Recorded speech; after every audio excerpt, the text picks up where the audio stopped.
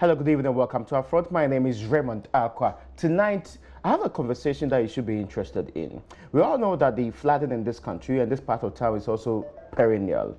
We have actually tried several times to fix the problem. Now, not long ago, the minister, his NADMO boss, and also the president have all pinpointed the main problem. That's attitude now. Your attitude. The fact that you dump some garbage into the very drains that the waters use and end up choking them and causing many problems along the line. And the fact that you are just refusing to be clean. That is the main reason why we are where we are today. At least according to perhaps the most important people in this country, the President of the Republic of Ghana. Number 2, the Minister in charge of Works and Housing. Number 3, the NADMO's deputy head. Today, we will speak to a man who understands these things better, who have extraordinary academic qualifications and competence in the area to understand what the real problem is and how best we can circumvent it. Since, at least according to our positioning, we will have more floods. Since we don't want to fix them, we need to learn how to cope with it too. How best can we do all of this? After the break, I'll introduce to you my guest.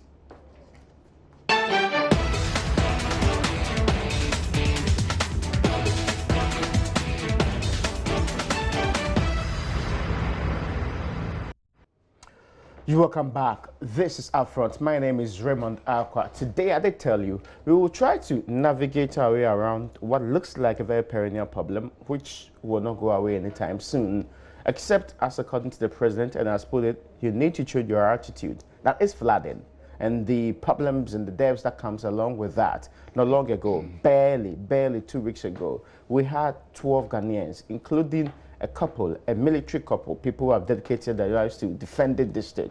They lost their dear lives because of this particular phenomenon. My guest today is an expert in so many areas. In fact, when I knew him way back at the School of Public Health at the University of Ghana, he was a lawyer, he was a public health expert. He was actually done some work not only on fires and other things which are disaster related, but he was also doing a lot more. Dr. Ishamel Norma, you're welcome, sir. Thank you. Of course, you are the president of the Institute for Security, Emergencies, and these related factors, right?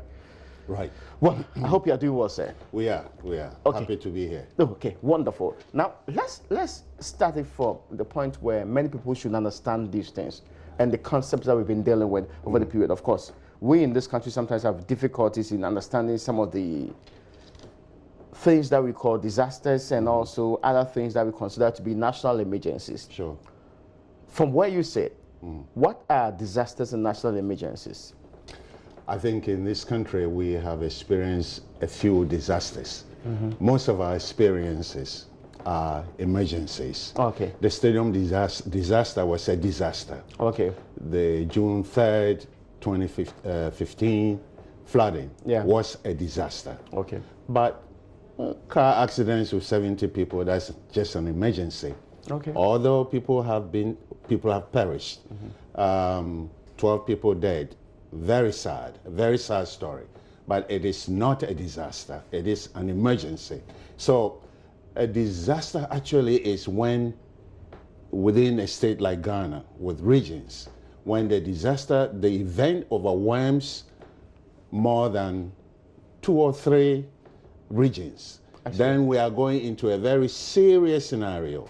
But in the what we are having here, the flooding is not widespread. The country can handle it if the country is so devoted to that. So it all depends on the political will, and it has nothing to do with the attitude of the people.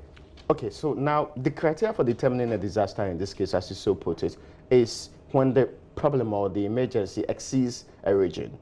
So when it's beyond the greater Accra region, when let's say there's flooding in the eastern, the central, the western regions, we can call it a national disaster. We can call it a national disaster, but there are legal implications the moment you label it a disaster, because then you expect government to do a lot more than just talk. Okay.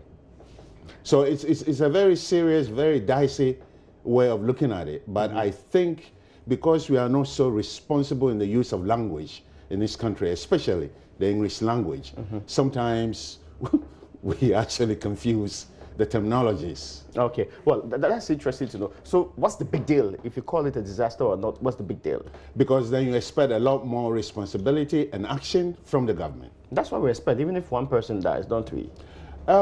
If one person, people die every day, with all due respect. I guess you. People die every day. But that is not a disaster. That's just an emergency. That's an incident. All right, that's true. Right. Okay, now, so can we call it a looming disaster then? Not yet. Not at all. No. Okay, well, it's interesting. I mean, we're not quibble over what they call it, the terminologies yet, but I want us to look at the forms of natural disasters that are likely to happen.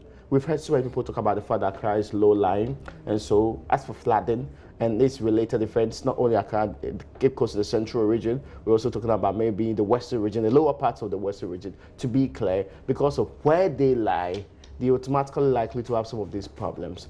Are we prone to natural disasters just because of our location?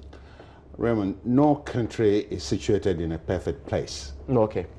I don't want to be a part of a country where people are so afraid of everything. Rainfall. Rainfall should be a time of celebration. We are a low-lying country. We know that.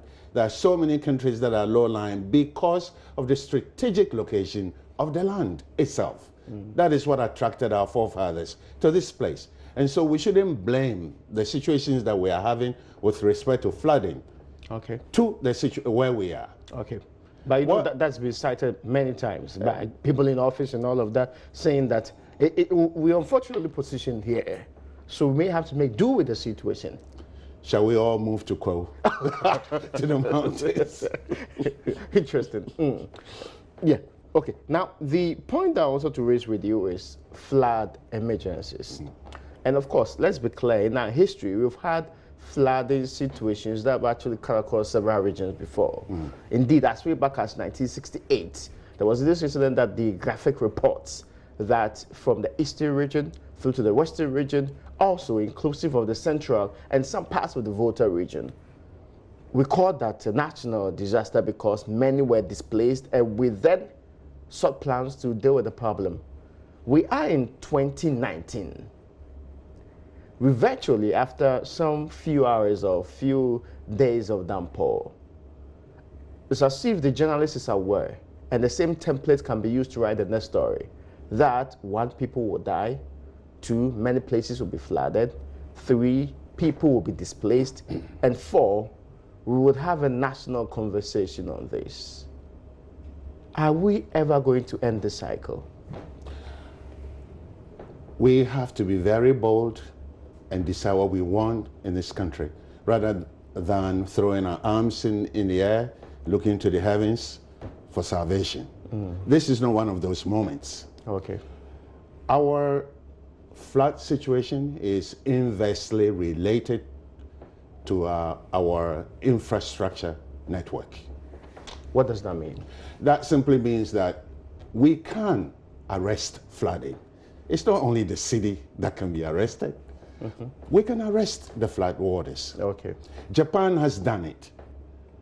And there are big, big underground silos in Japan where flood waters are directed so that it's not overwhelming the settlements. Okay. In the Byzantine era, in Istanbul, Turkey, they were doing it so far, far back in history and time. So it's not an innovative, transformative technology to have these underground silos for water. Once the water is sequestered, once the flood waters are coming down, the rainwater, the heavy downpour is coming, and you are able to direct the water into a place and then release it or use it for gardening or flowering or whatever it is, then you're not inundating the area, because part of it is due to the saturation of the ground. Okay. But why am I talking about Japan? Because people will be saying Japan's GDP. It's not Ghana. It's not Ghana. Let us look at a country that, to use the words of Honorable Kofi Koku Enidaho, where Ghana, when it comes to GDP, is in a comfortable lead. Okay. Bangladesh. Oh, okay. GDP is about less than 500. So we are truly in a comfortable lead. even there, they are able to manage their flood situations better than us in Ghana, even though they have a greater threat to flooding I see. and weather phenomena than we do. So if we are really serious, some of the things that we could do is, for example, opening the Odo River. Okay, I'll come to that Sure. point.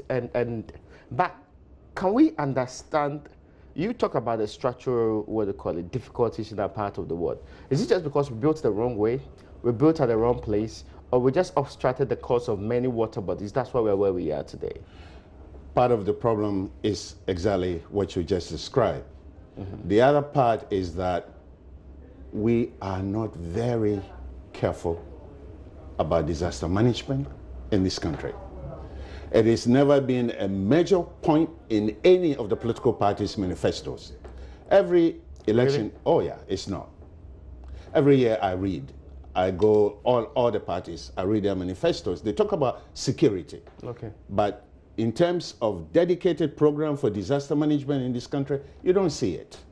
So what does a dedicated program for disaster management really look like? I mean, why should a political party seeking to lead the people who wants to create jobs, who want actually to take care of people who are not well, improve health, and all the other things, be concerned about a dedicated program for disaster management? Whenever you have flood emergencies, it disrupts the normal functioning of society. Yeah.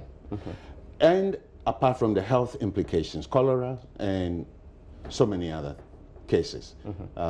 So I think if you are concerned about the health of the population as part of your national security item, then you have to make specific provisions, not only for health as we do, because disaster is related to health. Health is related to disaster and emergencies. So when you don't plan specifically for it, and it becomes a subtext to the budget for Interior Ministry, then you really are not planning for it.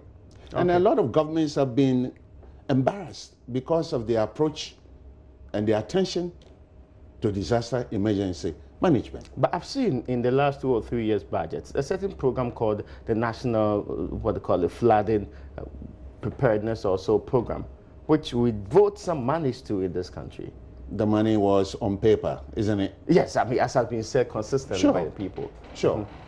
So again, that reviews the commitment of government. Not just, I'm not talking about the current government. Okay. All throughout our history, we have not paid attention. We train doctors. Yeah. We train journalists. Yeah. We train lawyers, engineers.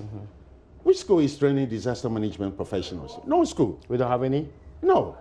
Not in this country? I have created one. I'm not here to advertise Yeah. myself. Yeah. But I saw the need that we haven't really trained a critical core professionals that really understand this work.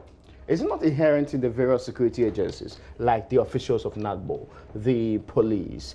Are they not the fire service? Are they not disaster response people? So you might not have basic training in it, but when you go to these institutions, you get the training that you require, don't we? That's how we deal with it. Okay, fire service is a very specialized field. Yeah, you have to do with fires. They do a very good job in this country, to the best of their abilities.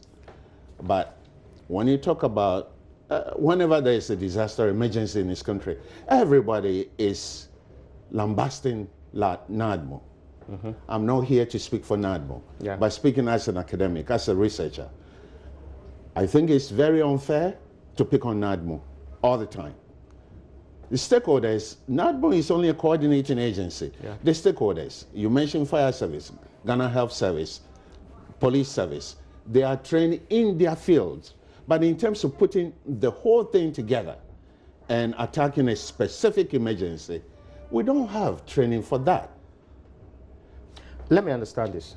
When, let's say, there's a major disaster in this country today, won't we have a coordinated response immediately? People who are on standby, trained, competent enough to deal with it? We do on paper. We haven't really, with the exception of the airport that periodically does simulation exercises. we're not really organizing our systems to tease out the weaknesses and the strength of our system. And so if whenever there is a building collapse, flooding, you see people, politicians and the rest, running to the place for photo opportunity, making speeches that are not related to the event.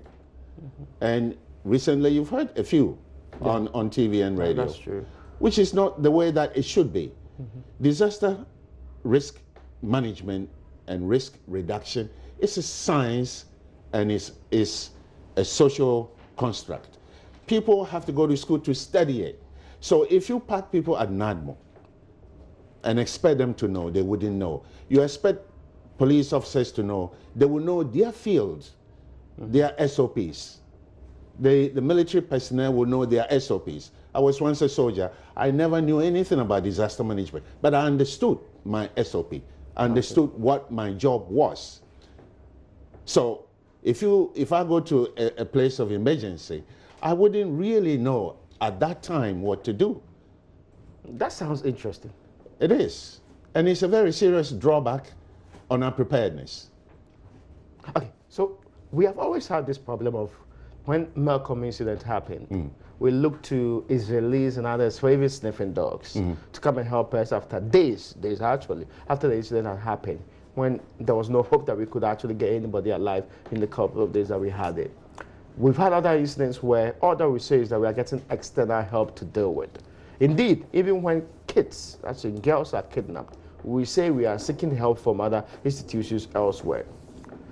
Why are we unable to put together our systems in a way that we envisage some of these and prepare for it? I think it underscores the point I made earlier, that we are not serious about our emergency disaster preparedness. We're not. No, we're not. Because if we are a sovereign country proud to be Ghanaians, and I am a proud Ghanaian, so are you, and so are your viewers, yes. Right? So why do we need Israelis to come and present us with sniffing dogs to help us do search and rescue? We should be able to do this. Are we not smart enough? I refuse to accept that. Are we not intelligent enough to do reconnaissance, to do infiltration of whatever gang that are kidnapping children and girls? Are we not smart enough to do that? Why do we always have to look outside? What is the point of calling ourselves a sovereign country, so arrogant, so proud to be Ghanaian, and so incapable of taking care of some of the basic things that we have to take care of in this country? You consider it basic, but I've said this before, to government providing food, making sure that the health institution is running, making sure that there's free research is running. Those are the things they consider basic. And even in those areas, we have our difficulties. No, municipal power to government, it starts with security. Yes. If you don't provide the people with the security, the free education will not work, the water supply system will not work, the electricity delivery system will not work. You recently saw a pylon that is being chopped down by some alleged saboteurs. Yes. Okay, here we are, spend so much money to build power diffusion system, and somebody with a hacksaw blade can actually sabotage the entire system. Yeah. Security is number one. Disaster management should be one of the most important areas. Is it because we don't think that disaster management is part of the security problem? I think we are very superstitious. Really? God is always on our side. As if we are the only country in the world that believes in God. But God is supposed to be on our side too. Yeah, but God has also given you the brain to think. Why do we refuse to think? Why do we refuse to do the serious thinking about our basic needs? Is it not more about a lack of resources, our inability to raise enough funds to do the very wonderful things you're talking about? Raymond, resources has never been the reason why this country needs to be secure, not only internally, but also externally. Yeah. Although we don't have resources, we are able to finance football teams to go and play soccer all over. Not everybody. No, that's a passion of the people. That's a passion. No, that's a passion of some of the people. I hate football. Totally hate football. I'd rather watch a cooking show about how to prepare a meal than to watch a show. Football. I'm not a fan of football myself, but I don't hate football. I cannot state it that way. My passion is. But it doesn't mean that the larger population's interest cannot be served. Of course. Government it's not about me, Certainly. right? But I'm using that as an example. Even though we don't have money, we have money for football. Even though we don't have money, we have money for other things. So if we prioritize, the options are many, but you have to prioritize. Because if, for example, God forbid, we have a health emergency, a pandemic, what are we going to do? If Ebola had come to Ghana, I think it would have been a disastrous situation. Even though there are dedicated workers, Ghana Health Service, doctors, labs that are ready to work. But we set up emergency centers in Accra, in Excuse Kumasi, me? one in Tema, one in Kumasi. Have you seen That was it? the plan. Have you gone there to see it? No, I've not seen the place. Okay. See whether there's PPE. You have been there. I won't talk too much, but I think you do a great deal of investigation. Yeah. And so this should be a project for the whole nation to see how prepared are we for a pandemic in this country. Tell us how we prepared. On a scale of 1 to 5, we are about 1.5. 1.5. Yes. Is that good? Is that Very bad. extremely bad? Yes. It's not extremely bad. The hospitals are there, the doctors are there, the experts are there, but how are we organizing the system so that at the point when we need the system to operate, it will be able to operate? We'll come back to how to fix the problem later on, but I want us to re-gear our direction to the flooding situation that we find in our country. Sure. Now, we have a lot of problems on our hands in this state. Flooding is recurrent. So it's becoming the case that virtually every year we should expect some people to die from flooding. The NADMO boss believes it's purely a problem of the people. The people are so stubborn that if you ask them to move into areas that they will be comfortable, they will not move. They like living near drains which may collapse and actually overflow and actually get them into trouble. They don't want to construct the best of buildings which easily would collapse. They will live what they call in areas that can easily collapse and all of that. Again, the minister believes that this is also true. Just like he brings in the sanitation end. He says, we are increasingly becoming too unclean for our liking. We dump garbage anywhere, we choke our gutters, we prevent free flow of water, which then ends up in our homes, and then we call for support from the state. In his most recent statement, the President of the Republic of Ghana seemed to agree with his NADMO boss and also the minister.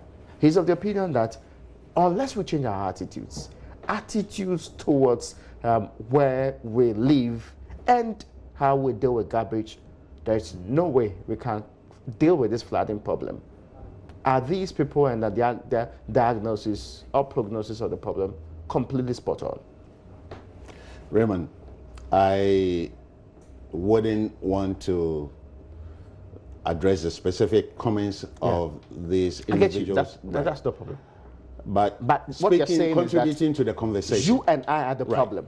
We are the problem for simple reasons. Okay. One, we are not clean enough. We don't take sanitation that serious. Yeah. Two, we actually living in places that when they tell us to move, we don't want to move. Okay. Raymond, I am here to actually say that I refuse to accept that Ghanaians are an incorrigible group of people. You are a responsible person. So are your viewers. So am I. The problem has nothing to do with attitude. The problem has to do with infrastructure. If we don't build the right infrastructure for the right risk, how do you expect people to all of a sudden wake up and do whatever you want? For example, do you want to say that Japanese people are more disciplined than we are? We saw them clean after their games during the World Cup. They are not more disciplined than we are. Are they? No. It's government that has made them. Rwanda is the cleanest country in Africa. Yeah. Probably amongst some in the world, the top. But I've been to Rwanda before the war, during the war, and after. And it was never clean until somebody decided, government decided, we're going to make the people conform to certain standards, and we'll make sure there are disincentives for misbehavior. It's not interesting that the only African example you cite is where the people are being ruled with an iron fist. No, it's not an iron fist. Really? Nightlife in Kigali We are told is that people are beautiful. whipped. People are whipped when they actually do things like dropping garbage. If you spit in Singapore, Yeah. you are also fined a lot of money. Okay, that's interesting. Yes. Anyway, yeah. So I think Ghanaians are very responsible people. Okay. I refuse, I don't care who says it, to say that we need to just change the attitude and voila, everything will change. It doesn't happen that way. Wishing wouldn't make it so.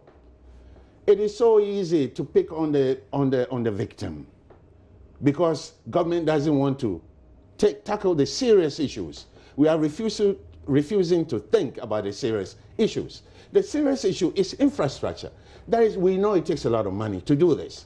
How can Bangladesh, one of the poorest countries in the world, have better flood management system than us, Ghana? So I want to break this down. When you say infrastructure, exactly what do you mean specifically?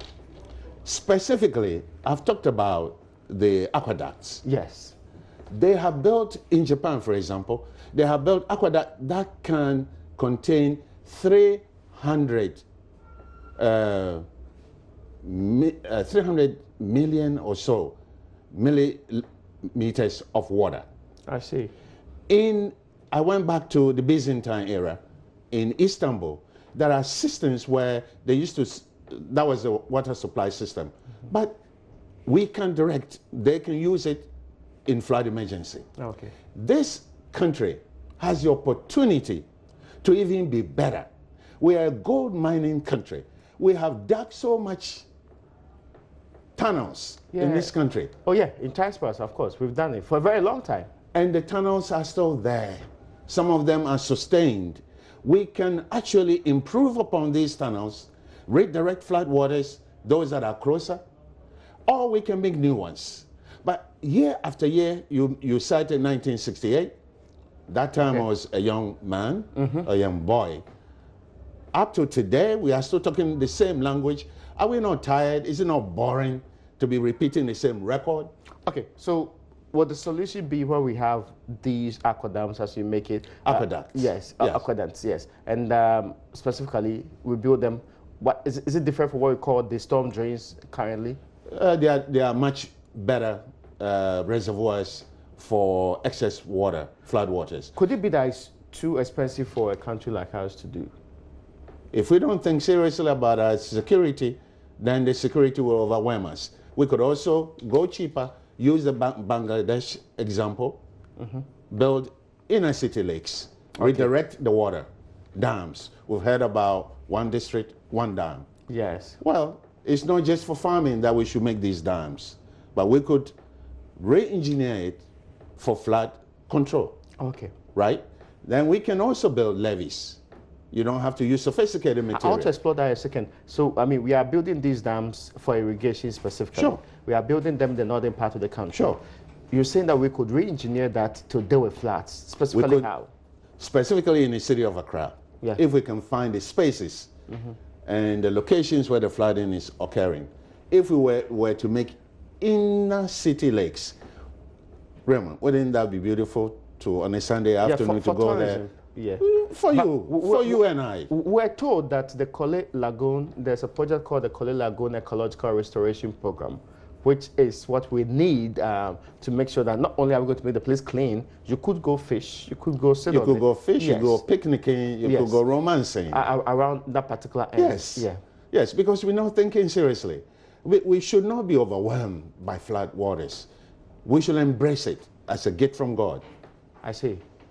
Now, I will continue our conversation by asking you a linking question to currently what the main problem has been. Government consistently not only talking about the people, but we also have, as we have said, a money problem. You said priorities ought to be done to get this done. When we want to put together a system you're talking about, how long will it take us? I think we have to start from the beginning. Making levees don't cost so much. They can be expensive if you go high-tech, but you can use locally available material to build a levee. I see. You could also make ponds. In Bangladesh, what has happened is that during the dry season, slum dwellers move into those ponds that Okay, are oh, dried I see. up. When the place is dried up. I see. And it becomes a problem. But because we have accepted that we are not good at maintenance as a nation, and we call it, we lack maintenance culture. We have accepted this as part of our ethical system as people. Because of that, anytime we're trying to do something like that, I think there will be a lot of talk. And so we like to go high tech, but we don't have to go high tech in order to do this. Okay, oh, that's interesting. We can use local solutions to make Yes. sure that it works out. The Odo River, whenever there's flooding, you see that the canal, the carrying capacity of the canal has been exceeded, has been breached. So maybe we need to raise the size in order to contain more water. I see. But you need to get engineers to do this. We have wonderful engineers in this country that are Who are sitting by watching this problem? who are probably being underutilized. But if they have solutions, why have we not implemented that to today? We can say that for sure. Maybe people are not listening to them. I am sure somebody somewhere in Ghana, because we are very enterprising people, somebody somewhere has already thought about it, made a program, put a program together, presented it, but somebody just received it and put it on a shelf. Okay, now we'll be taking a break, but first, let me read some of the messages I put on our Facebook, what they call it, live coverage of this particular conversation. That says, covering 2 or more regions is not a definition. How do you define a region? Example, okay, so Lagos, Nigeria may be Accra, Central and Eastern, what about that? Okay, I have a problem with this definition. That's what he's trying to say. That's a comment from a gentleman there. Abbas Seidu Idusa says, perennial flooding, the solutions can be professed, but remember, no one can control nature. That's what Abbas is trying to say. And Charles Thompson says, check out Amsterdam and you will know what disaster management is about. And that is according to Charles Thompson. There's one also from Kennedy A. Dakwa. He says, I've been listening to the discussion and I think the researcher is making sense in everything he's saying. The government should recruit people like him to help tackle the emergency issues in Ghana. Flood is annual recurring emergency in Ghana. Why can't Ghana recruit and train people to tackle flooding in Accra? That is also what Kennedy A. Dakwa is actually saying there. Well, I'll come back and take more of your messages, but this one says, is he expecting this incident to cover 2 or more regions before it can be described as a disaster? And that is also the comment you have there. After the break, we'll continue our conversation with Dr. Ishamel Norma. His expertise is not in doubt. We're exploring solutions to our problem of flooding, which we all know is perennial in our part of the world. After the break, we'll go beyond the bounds of flooding and see other disasters that we can also deal with and how prepared we are. Especially, we know that fire outbreaks are a very big problem also in this country.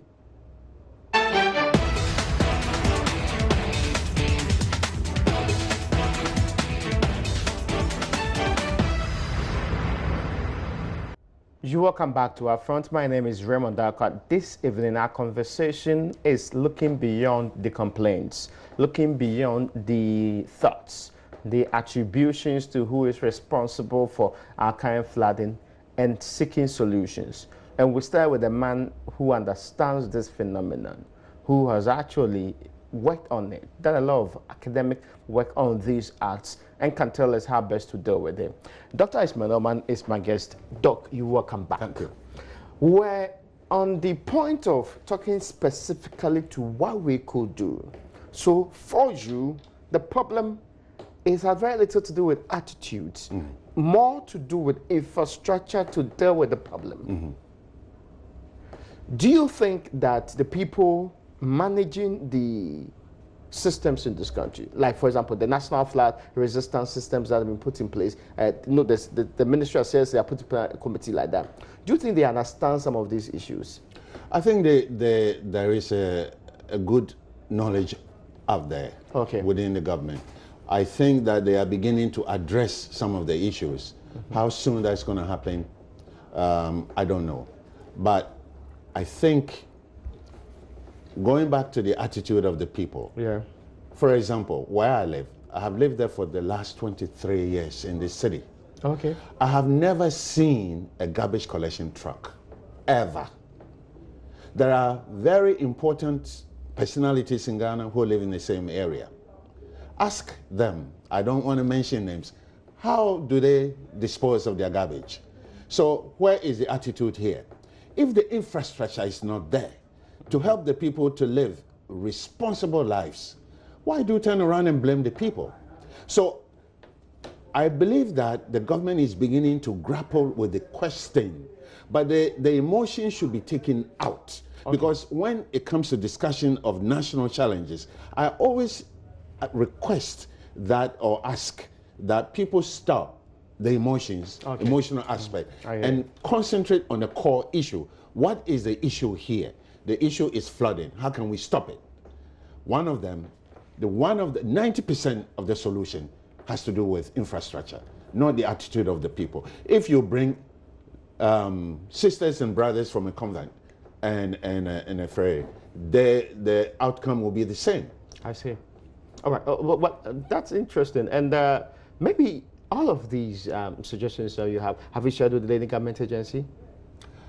Have they approached you for conversations on these? I have never been approached for anyone, for any conversation. I mean, sorry, not on flooding, but you, I remember it was barely 10 years ago that you did this work on what they call fire disasters in the country, comparing it according to the space from 1974 or so up to date and all of that. Yeah. Giving solutions in all of this, of course. And I also remember your work at DRUSA at the University of Ghana. Sure. The what they call research uptake elements of it. What you're saying to me is that nobody is talking to you about how best to fix the system with evidence that you have already produced. Remo, you know my last name is Norman. I'm not connected to anybody.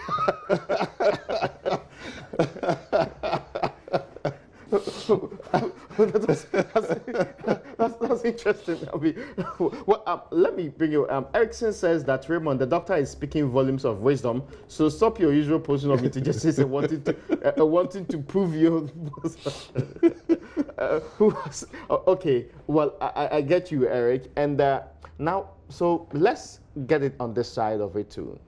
We've spoken in this conversation about what the main problem is, how best it can be tackled. We're talking about flooding alone. Now, if we decide to put our shoulders to the wheel and build infrastructure, can we do it in a year, 5 years? How long can it take us to do this? I think if we bring together the passion that we show to some national projects that are already in public discourse, I think we could do it within 5 years. I believe that we have the capacity to achieve things beyond our wildest imagination. It all depends on if we want to do it. The parliament is responsible, the government is responsible, not the people, for infrastructure. These two institutions must work together to protect the people. They, and they alone, have the mandate, the power to create the finances, to finance, underwrite any national project. Oh, that's also true. So, I believe that, look, Ray, there are people living on the moon as we're having this discussion on Earth here. Yes. We're going nowhere with this kind of lifestyle if we don't really think beyond our capacities. Okay. And we can do that. I'm not going to ask you to, but I need to ask this question. Would it take so much money? Let's say you have devoted 200 million this year. In fact, we started talking about 200 million in 2017. Sure. After in 2018, we told us we were going to use 200 million again. Sure. Apparently, it was released at the end of the year 2018. We have devoted 200 million to first and foremost do the silting before the rains, dredging in the course of it, and later on try and find other solutions to the problem. Build what they call culverts, do storm drains and other things, and go back to the Conti project, for example. Do you think that this amount of money can be channeled to a more better use that's going to secure us limited what they call it, emergencies coming out of next year when we get into a flooding situation? I think it's is a chicken and an egg kind of situation, Okay. a dog chasing its own tail, because 197 million to desilt and clean storm drains. Yeah. We go back to the issue of the people's attitude being so bad.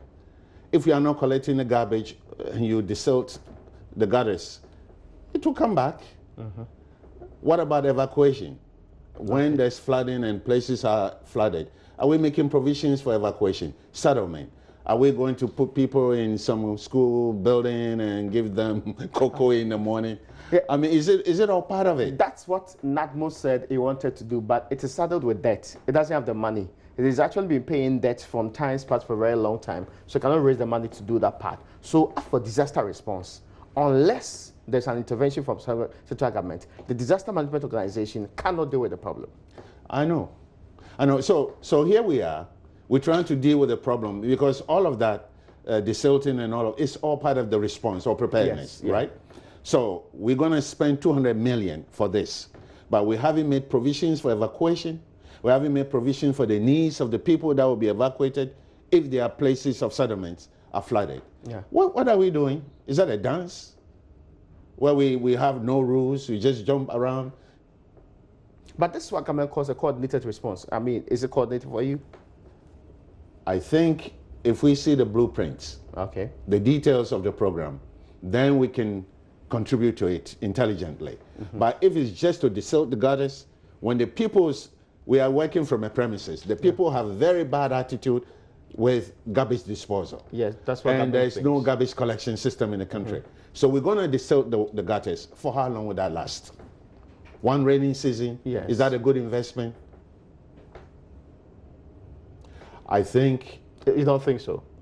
I don't think so. Because then every year we have to make provisions for 200 million to do this. And KMA has been blamed for so many things and organizing for the silting of the gutters. But what is the result? We are always back to the same point. And if we're doing the same thing over and over again, wasting so much money, and we're not getting good results out of that, then we have to check the premises. We have to look at how best can we re-engineer this whole approach to get better results. So in the immediate, because this is a knee-jerk reaction, Yes. to show to the public that government is doing something. But it might sound knee-jerk, but this talk about the Sultan started way back at 2017. Indeed, that's what we said.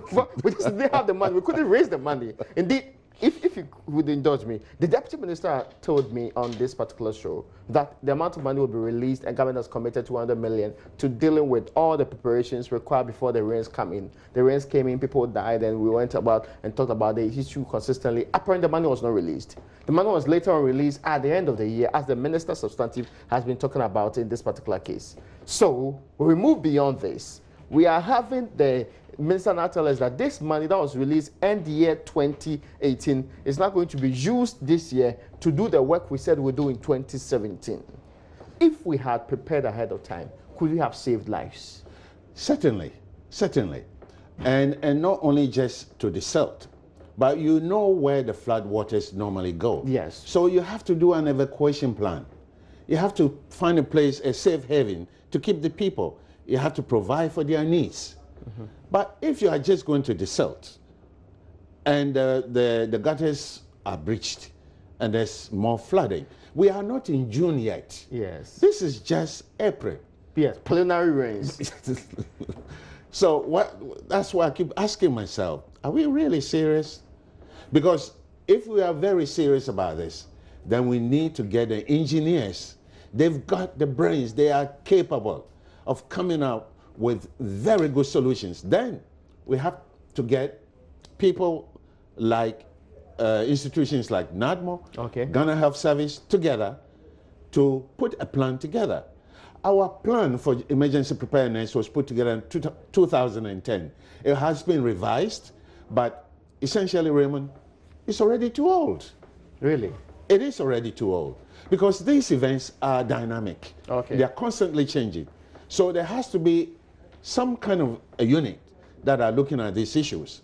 Sometimes I wonder, We seem to pride ourselves with a strong national security organization. But what is its focus? What is it focused on? What is it engaged in terms of the people's interest? Is it about military might?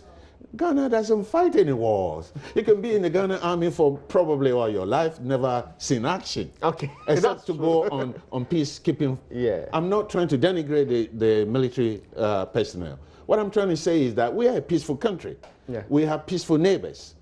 We are not engaged in transboundary warfare. So what is our national security actually doing?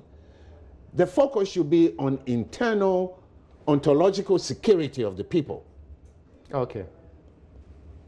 Is it what they call human security? That is part of it. Really? Yes. Well, now, I want to move beyond, because I'm actually seeking to wrap up pretty soon. Sure. I want to move beyond the issue of flooding. I want to look at other issues too, because as I mentioned earlier, one of the earliest reports I read from you was how recurrent fire, well, you say I should not call it disaster, but fire emergencies are in this country. Yeah. So I did a study that traced back to 74 or so, that counted the number of fire disasters that's happened over the period, and what we are trying to deal with the problem, and how we have not been able to get to the bottom of it. Indeed, recently we were told that virtually all 80% of all cables running through homes in this country are all fake, not good enough, substandard cables, which clearly are contributing to the problem. Sure. Not a single month cannot pass without we having a market here in Accra or in Kumasi or any part of the country being up in flames. Or since you do your work on the fire disasters up to this time, has something changed massively as to preparedness, as to education on how to deal with the problem consistently? A lot of things have changed. The population has become bigger, and the problems have become bigger. Oh, really? I was expecting positive change, actually. Because recently I read that someone from one of the institutions, I believe it's NADMO, was saying that house owners should retrofit their houses and make it less disaster prone. If you are proposing such a measure, there should be public kind of support, funding, loans to homeowners to be able to do that. But given the compressed economic situation that we are living in, and you expect people to do what? To rewire their houses? That will cost about a 5-bedroom house will cost about 7,000-8,000, just the material. No, probably 10,000, and then the labor will be another 3,000. People don't have that kind of money lying around to do those kind of works, so they take their chances. So I think that institutionally, Ghana as a country, we are not too serious about some of the basic important things that we should take care of. If we are we're telling people to rewire their houses, there should be government program. We subsidize the banks. Why can't we subsidize homeowners?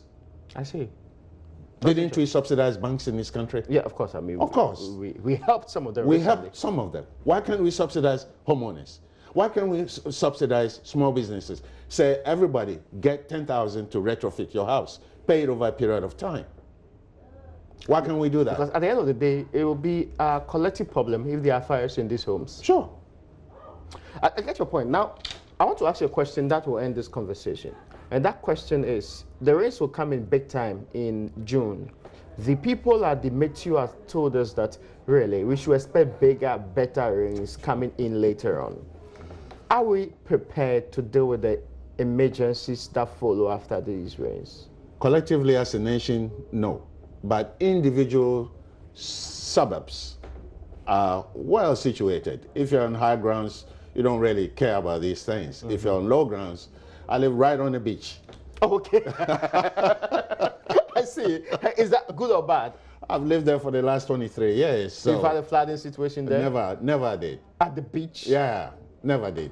Where I live, never. But maybe your own is extraordinary. But the general situation, when I talk about preparation, I want to talk about government agencies. Yeah, the preparation is not very good. Okay. And I think government is probably going to pay more attention to what Meteor is saying, what NADMO has been saying, to ensure that evacuation plans are in place, safe havens are in place, there are supplies, logistical supplies, to support the needs of the people. Even with 200 million, we're still not prepared? The question is not money, Raymond. The question is understanding how to use the money. It's not how much money you got. I see. It is how you are going to utilize the money to achieve the best outcome. Well, that's interesting. So, I mean, in this case, even if we had more than that amount, as we've been asking for consistently, if you've heard, the minister says he needs $7 billion to be able to put a permanent stop to the flooding problem in Accra. That may be. I don't know what plans inform that estimation, but that may be. So once we take a look at the plans, the programs earmarked for that kind of money, then we can say it's good or it's bad, or maybe it's good and we can improve in a few areas. Doc, I have to wrap up here. That's okay. But I'll give you last words on what else you want to add to this conversation before we go. All I want to say is that I don't want to live in a country where people are so fearful of rain. Okay. Just rain. It's a blessing, and we should embrace the rain, and government needs to do a lot more to protect the people. Blaming the people for whatever flood situations that is happening in this country is not good. Like a champion said, are we God? Well, that's an interesting note. And on that interesting note, folks, that's where we tie the nice ribbons on today's edition of Upfront. Many thanks to you for joining us on this conversation. Forgive me, also John, Ansa, and Cole's messages I could not wrap up with at this time. Thank you so much for joining us on Upfront today.